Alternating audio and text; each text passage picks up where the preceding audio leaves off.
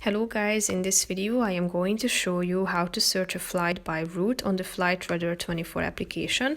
But first I just want to mention, don't forget to subscribe to my channel, because at 10,000 subscribers I am going to show you my whole YouTube revenue statistics and growth strategy, how to make money online. So let's jump into it. First of all, open the application on your phone. After that you should click on the search bar at the top of the screen and tap on the shortcuts to find section and click on flight by route. After that you should tap on the departure airport box and type in the departure airport.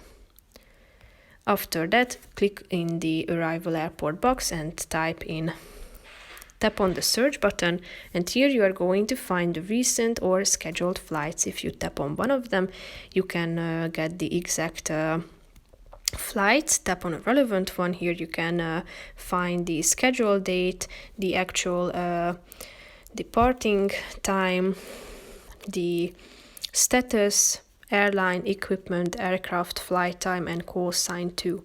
If you want to check out the playback, tap on the playback button and you will be able to check it out.